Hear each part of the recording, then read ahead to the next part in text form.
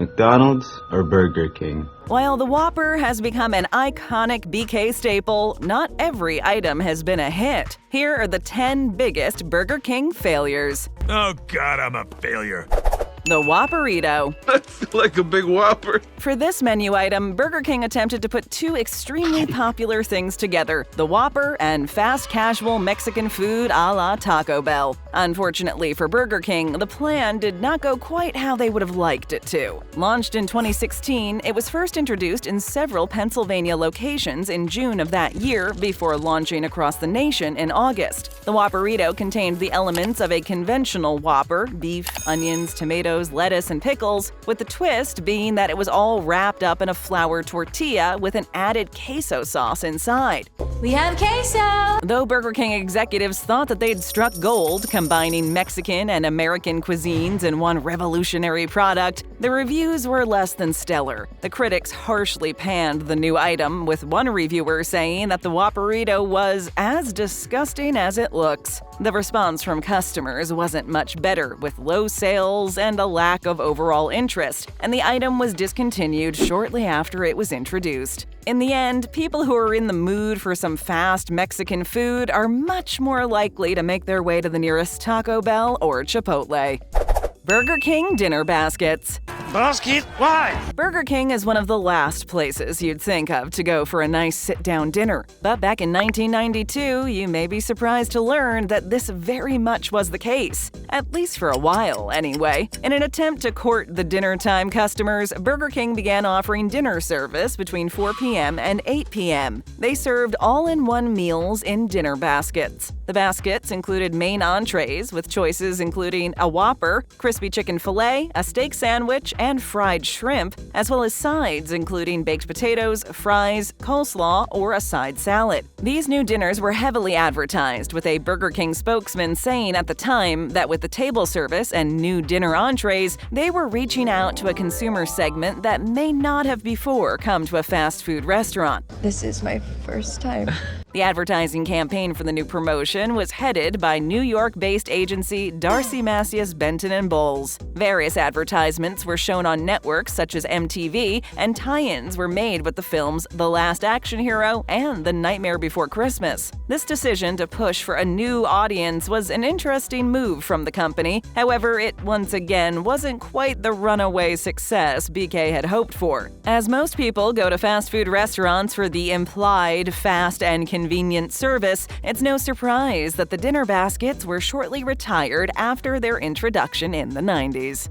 Flame-Broiled Meatloaf. Something wrong with the meatloaf? The next entry in our list will sound familiar to many Burger King fans, as the flame-broiled Whopper is their most famous item. However, this sandwich wasn't as delectable as the iconic burger. This was another invention of the 90s, around the same time BK introduced their dinner basket table service. This sandwich featured meatloaf, onions, and steak sauce on a sesame seed bun, and much like the dinner basket, it was heavily promoted upon its release. Advertisements for this product included promotions from celebrities such as former Major League Baseball player and Mr. Belvedere star Bob Uecker and MTV personality Dan Cortez. They also featured the cheeky slogan, "Wendy's doesn't have it, McDonald's doesn't have it." You're not funny. Looking at the advertisement for these sandwiches, they were certainly a relic of the 90s, as well as a sign that Burger King was trying to figure out their identity as a brand. The flame-broiled meatloaf sandwich was even later featured as a possible item in the dinner baskets, without much success at all. Much like the dinner baskets themselves, the meatloaf sandwich was soon retired, as most people aren't too keen on paying for what essentially amounts to mediocre, unwanted leftovers.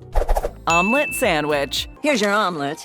It's the most important meal of the day, and it's been crawling its way into numerous fast food menus in recent years. Breakfast items are all the rage, from McDonald's breakfast sandwiches, Subway sandwiches, and even Taco Bell wraps. Burger King tried to push their way into the breakfast scene back in the mid-2000s when it introduced their enormous omelet sandwich. A Burger King marketing executive at the time stated that the goal was to expand their breakfast sandwich menu, allowing Burger King restaurants to offer even more alternatives for guests who wanted a convenient and filling breakfast. Featuring a 2-egg omelet topped with 2 slices of American cheese, a sausage patty, and 3 thick strips of bacon piled high on a hoagie-style bun, this sandwich certainly packed a punch, and packed on the calories, too. Wow, a lot of calories. The breakfast item featured more calories than the average Whopper sandwich, 730 calories versus a Whopper's 700, as well as 47 grams of fat. In addition, it also had over 330 milligrams of cholesterol and 1,940 milligrams of sodium. This proved to be far too much for health-conscious customers and anyone who wanted to avoid a heart attack at breakfast. The item was smartly discontinued shortly after its release. More conventional breakfast items, such as breakfast sandwiches and croissants, have been much more successful over the years in various markets, but this sandwich proved to be just way too big.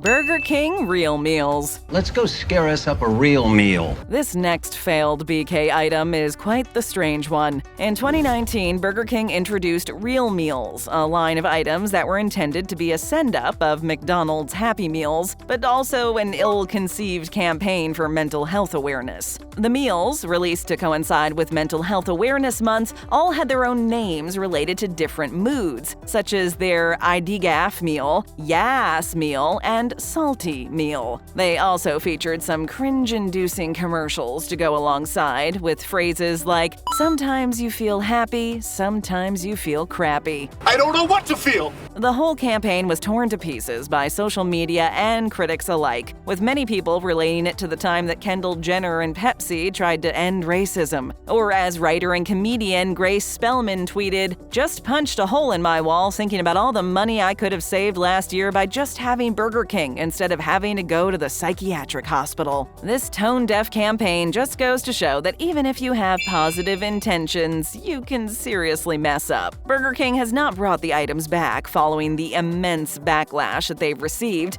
and it's probably a wise decision that these meals are left in the past.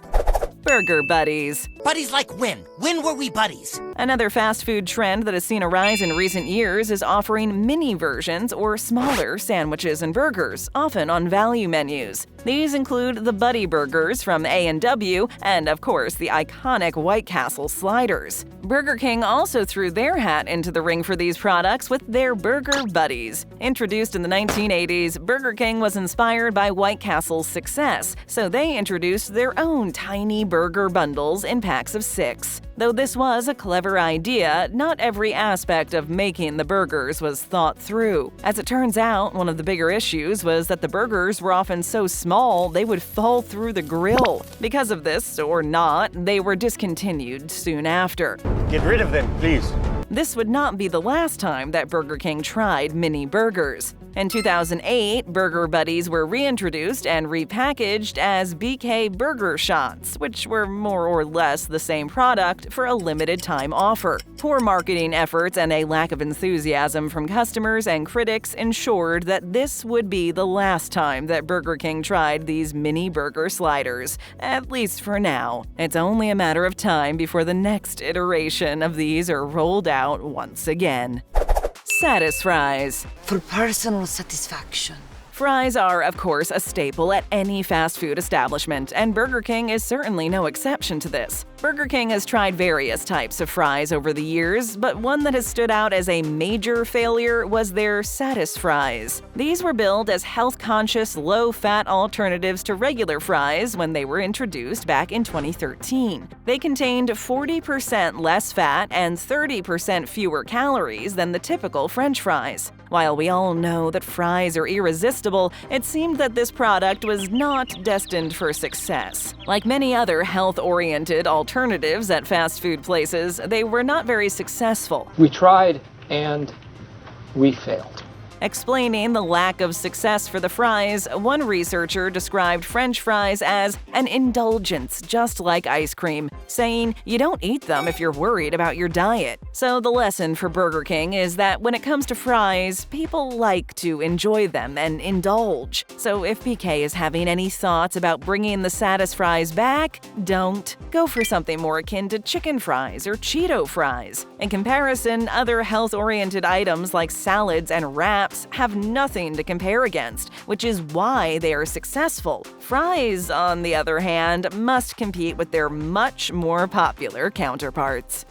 Pizza burger. We made burgers in your pizza kitchen. Pizza and burgers are two items that everyone loves separately, but Burger King threw out the rulebook and asked what would happen if we put them both together. The New York Pizza Burger was launched back in 2011, specifically in New York, as the name implies. It was made with 4 quarter-pound Whopper patties, mozzarella cheese, marinara sauce, and a pesto-flavored, nut-free Tuscan herb mayo. This was then sliced into 6 separate wedges with a price tag of $12.99 per pizza burger. This titanic creation was the brainchild of the Burger King head chef at the time, who was aiming to combine the local cuisine of New York into one item. That idea is just the worst. The burger was designed to be shared, as each of the 6 wedges contained about 400 calories per piece, with the full pizza burger clocking in at 2,500 calories. It appears, however, that most people in New York were not too keen on combining the two items, with the limited-time item never being brought back in any form after the promotion ended. Various other specialty items have been tried in California and Florida, but like New York's pizza burger, they also failed to live up to the hype. This monster creation was just the latest in a long line of items that failed to gain traction for Burger King.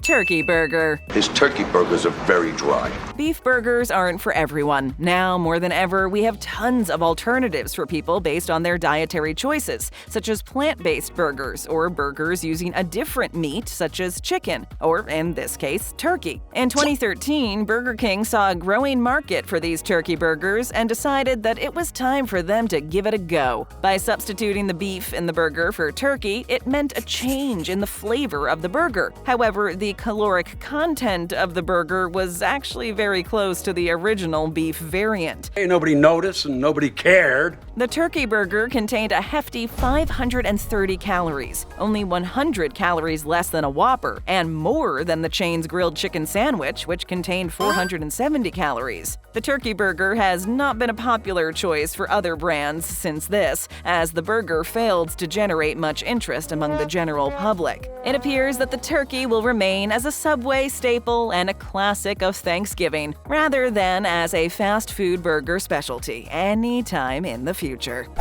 Hot dog. How about hot dogs? How about no? It's called Burger King for a reason, but despite this, Burger King just couldn't help themselves when they tried their hand at serving up hot dogs, like many other fast food locales before them. The chain decided to test out this backyard grill favorite back in 2016 when they introduced their grilled hot dogs. They were available in the basic variety, as well as a chili cheese variant that would be the favorite of Sonic the Hedgehog. Burger King also participated in the undertaking of a massive marketing campaign for this item, including commercial appearances by Snoop Dogg and Charo. However, despite this publicity and excitement regarding the dogs, they did not translate into enough sales to keep them around. They failed again.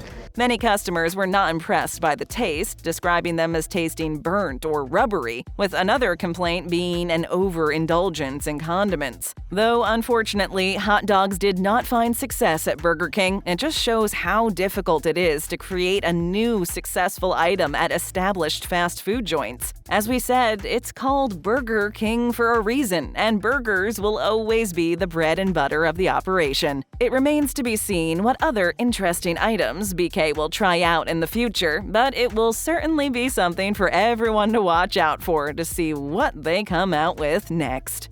Keep watching and check out another great BabbleTop video. It's easy, just tap or click. Thanks.